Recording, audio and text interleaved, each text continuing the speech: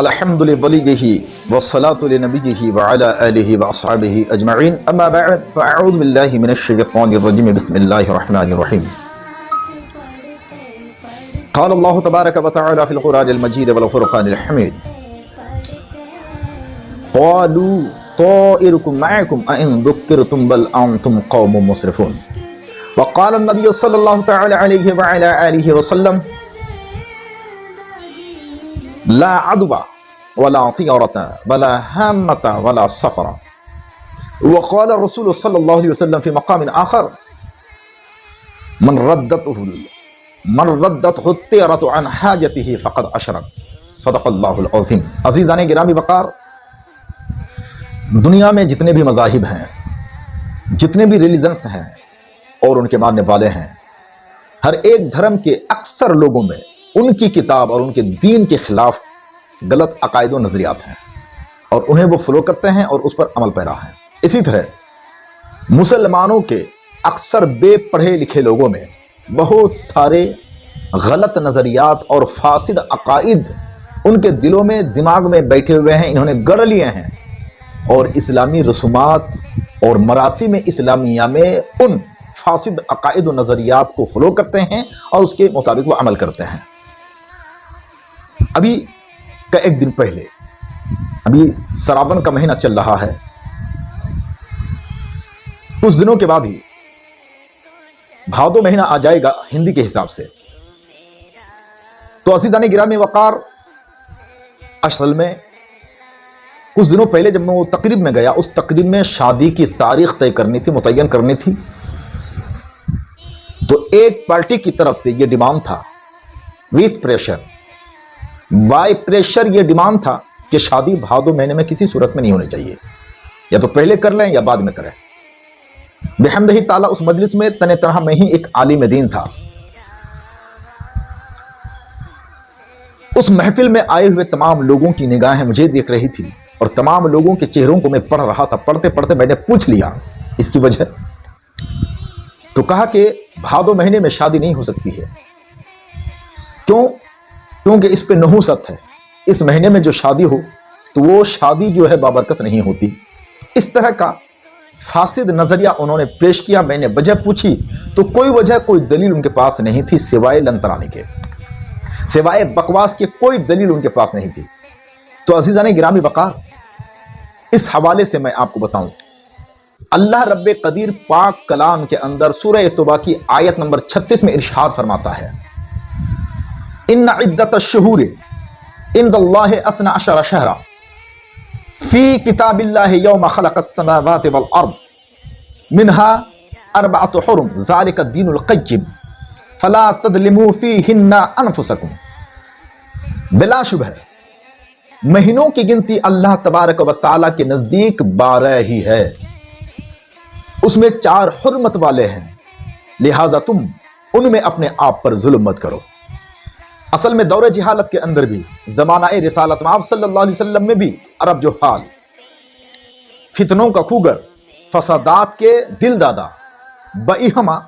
ان تمام وجوہات کے باوجود 4 مہینوں کو وہ بڑے مقدس مانتے تھے۔ رجب، ذوالقعدہ، ذی الحجہ، محرم، ان 4 مہینوں میں وہ لڑائی جھگڑا فتنہ فساد نہیں کرتے تھے،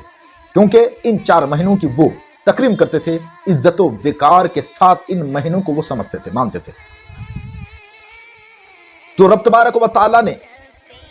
ان کے رد میں فرمایا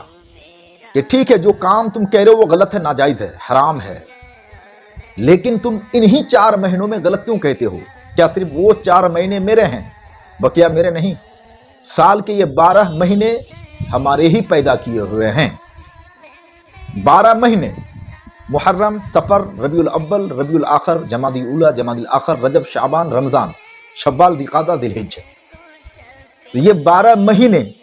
میرے ہی پیدا کیے ہوئے ہیں۔ تو جس طرح ان 4 مقدس مہینے جن کو تم سمجھتے ہو، تم نہیں سمجھتے پھر بھی وہ مقدس تھے، ان 4 مہینوں کو جس طرح تم عزت و وقار کی نظر سے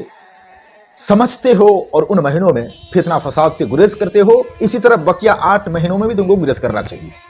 تو اللہ تبارک و تعالیٰ نے ان جاہل عربوں کو سمجھا دیا کہ 12 کے 12 مہینے میرے ہیں، ہر مہینے میں اور مہینے میں آنے والے ہر ایک مہینے کے چاروں ہفتے میں اور ہر گھنٹے میں ہر دن میں آپ جو بھی جائز کام کرنا چاہو کر سکتے ہو۔ اللہ تبارک و تعالیٰ نے شریعت کی طرف سے رسول اللہ نے جس کام کے کرنے کو منع نہیں کیا ہے، آپ ان تمام 12 مہینے کے 12 ہفتوں میں اور ان تمام مہینوں کے تمام گھنٹوں میں، منٹوں میں، سیکنڈوں میں آپ کر سکتے ہو، کوئی رکاوٹ نہیں، کوئی منع نہیں کر سکتا ہے۔ اور آگے دیکھیے سورہ یاسین کی آیت نمبر 19 میں رب تبارک و تعالیٰ نے اگلے اور پچھلے جاہلوں کی جہالت کا پردہ چاک کیا کہ جب انبیاء کرام نے انہیں دین کی تبلیغ کیا، توحید کا پیغام پیش کیا، تو بجائے اس کے کہ وہ حق مان لیتے، گمراہی کو چھوڑ کے راہ راست پہ آ جاتے، جام وحدت پی لیتے،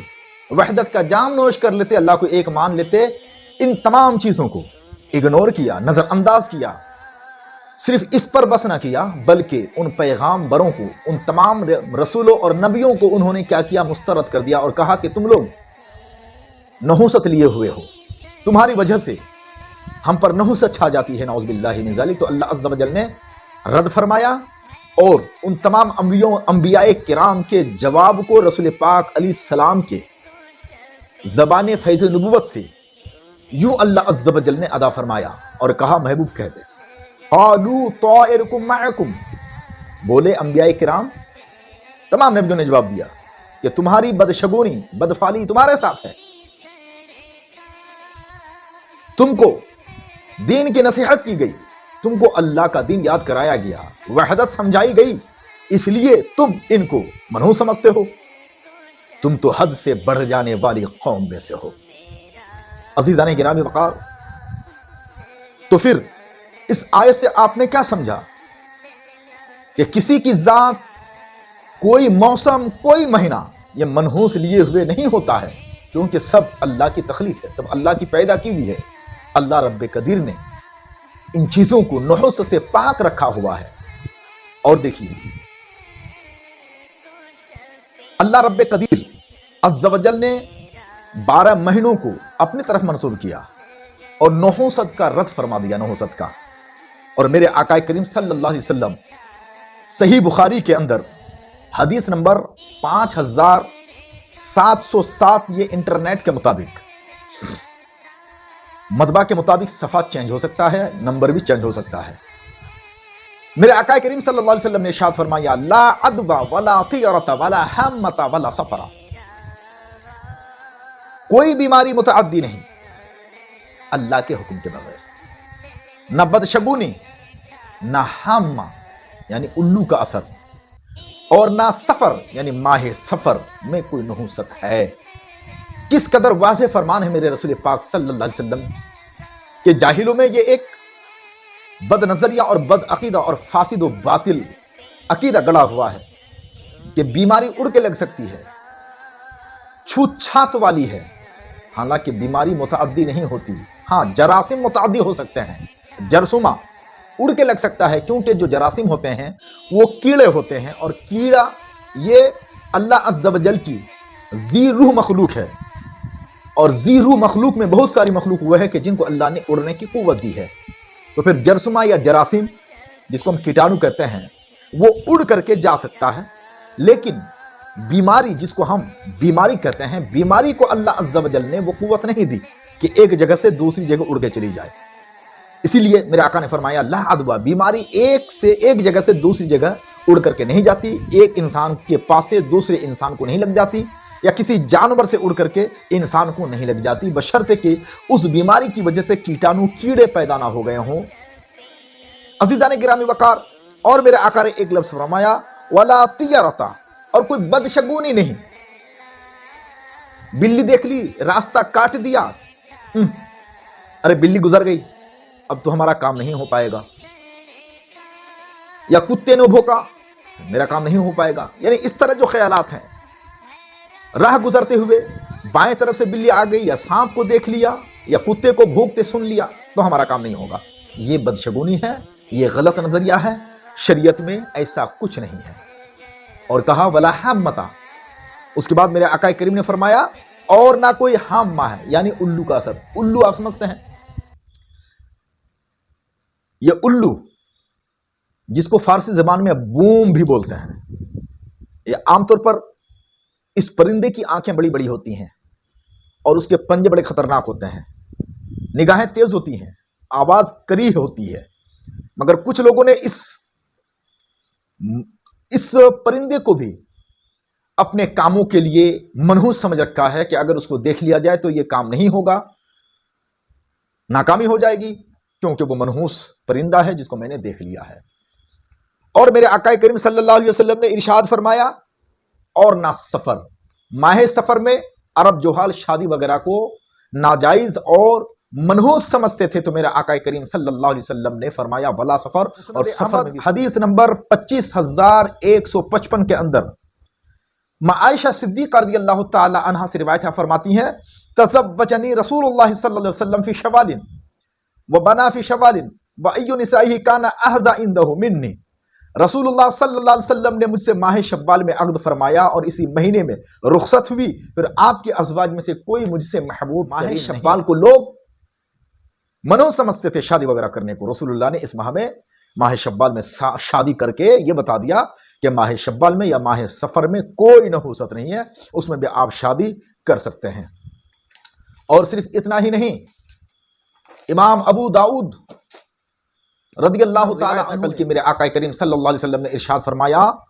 من ردت الطیرۃ عن حاجتہ فقد اشرک، جس کو اس کی بدشگونی نے، بدفعلی نے ان کے ضروری کام کاج سے روک دیا تو پھر اس نے شرک کیا۔ جیسے کہ میں نے ابھی آپ کو بتایا کہ بھادو مہینے میں شادی نہیں ہو سکتی، فلانے مہینے میں شادی نہیں ہو سکتی، بلی کو دیکھ لیا تو یہ ہو گیا، سورج آج اس انداز میں نکلا ہے لہذا کام نہیں ہوگا، وغیرہ وغیرہ۔ اس طرح جو بدشگونی ہے، بدفعلی ہے، ان منحوس خیالات اور ان منحوس نظریات کا حضور نے آپریشن کر دیا اور فرما دیا کہ یہ ساری چیزیں بے حقیقت ہیں، ایسی کوئی چیز نہیں ہے۔ لہذا میرے بھائیو، اسلام کے شہزاد و شہزادیوں، اسلام کے ماننے والوں، خدا را آپ اپنے طور پر نظریہ، فاسد نظریہ قائم نہ کر لیں اور اس پر جم نہ جائیں۔ آپ نہ کریں الگ چیز ہے،